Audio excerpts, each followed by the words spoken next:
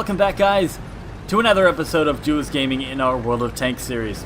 Today I'm going to be asking you the question, do you think that the Tier 9 and Tier 10 Conquerors are overpowered? So we all know about the infamous Conqueror. When you see them on a ridgeline, they are a tank to be feared with their turret armor and their DPM. The Tier 9 Conqueror is what I'm playing in right now. I found a fantastic matchup with only 3 Tier 9s on each team. On Lakeville, which is a very strong map for the Conqueror. And you're able just to sit on this ridgeline on the west side of the map, only showing your turret armor and ripping apart the enemy team. Knowing that there is also another Conqueror on the enemy team, I can only assume that he is also going this way. So that's going to be our biggest worry. And that's something you have to do when you are observing the team list at the beginning of the game. You have to know what tanks are going to give you the most trouble. Because being a top tier, you need to have one of the most influential roles in your team in order for them to be successful. I take a shot into my cannon right there, which is kind of unfortunate. I use one of my repair kits. I don't take a fire extinguisher in the majority of my tanks because it's pretty rare when you get set on fire in British vehicles. But make sure that when your fuel tanks go yellow that you're repairing them with one of your repair kits. Otherwise you kind of are rolling the dice again on that one. But the Conqueror's turret armor is near impenetrable. And as you can see me ricocheting shells left and right here. Because of the space armor in the front, as long as you're looking at the enemy and they can only see your head, it is going to be very, very rare that they're going to go through your tank with any shell.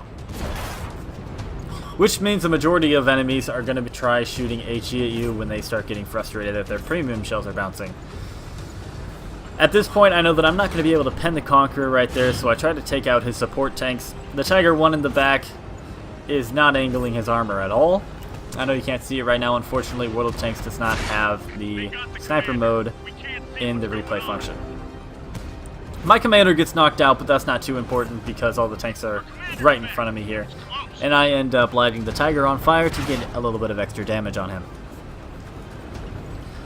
So again, I shoot at the Conqueror there and I actually penetrate him. You might wonder why that happened, but that was because the Conqueror was looking at the heavy tank to my right instead of towards me, so I was able to feather a shot into the side of his turret, which is a weak point, and easily penetrated. And I have not shot a single APCR shell all game. And the Tiger penetrates me there by shooting me in the lower plate, and it also manages to damage my tracks. Doesn't take them off, but does damage them. And as you can see, that's me using my armor incorrectly there, which was completely permissible in this situation because our team is just tearing theirs apart. Knowing that that Tiger penned me previously, I want to get another shot on him. There we go, a 326, which is a really low roll for this tank. Usually you hit in the 400s. But nonetheless, we're going to be taking him out with this next shot. There we go. And at this point, I try to take a shot at the other Conqueror's observation deck. You are able to penetrate the observation deck of a Conqueror, but sometimes it is difficult. So, since there are only 3 tanks on the other side, I decide to push forward, take out the enemy Conqueror, securing that kill for myself, and I get hit pretty hard by a T-10's HE shell. At this point, I see that there are tanks going towards our cap in the north. I asked my team to fall back, knowing that I can end up taking out all these tanks. At this point, I probably should have turned around and helped that other T-10, but I knew that I would have been able to make it back before they capped anyway, so I went to try and harvest a little bit more damage on the enemy T-10 that has been shooting HE shells at me. Able to get that shot into the T-10, we start turning around. Oh, we're going. Oh, maybe I do take another shot.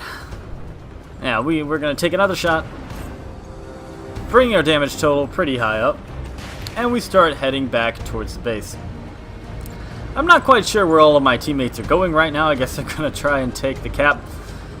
But the majority of their tanks are still up by our cap circle, except for one medium tank.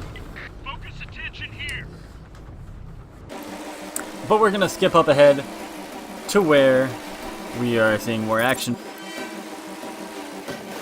Alright, coming around the corner here, I decide to try to take a shot on this tiger by auto-aiming, and I hit a really funky angle on that tiger, and my AP shell does not manage to go through. So I decided to take up and ram him. I am quite a bit heavier than the tier 7 tiger. And my shot could not do that extra 3 damage in order to take out the enemy. And at this point, we're just waiting for the medium tank to die. Alright, taking a look at the post-game stats here, you can see we got a high caliber, a mastery badge 1, and a steel wall. As you can see, when the Conqueror is in its prime matchup, being one of only a few tier 9s and mostly other tier 7s and 8s, we can block an incredible amount of damage.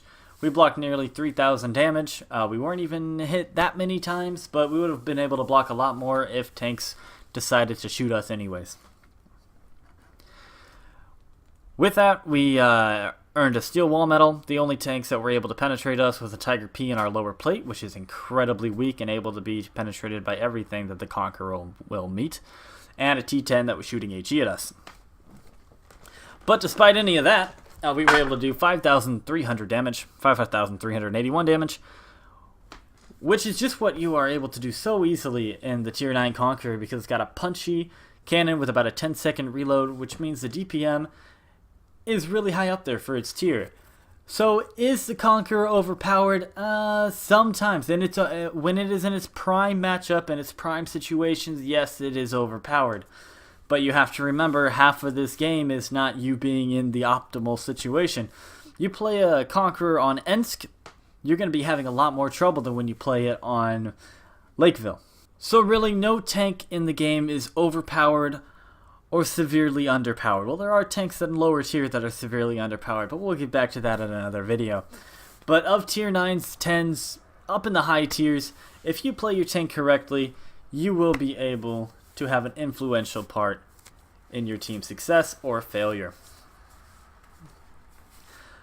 But that's up to you guys. Make sure you leave a comment to tell us whether or not you think that the Conqueror is overpowered, or if you believe, like I do, that no tank is overpowered if it's in a situation that is not favorable for it. But nonetheless, I hope you guys enjoyed this video. Make sure to leave a like, subscribe, and leave a comment telling us your opinions on the Super Conqueror and the Tier 9 Conqueror.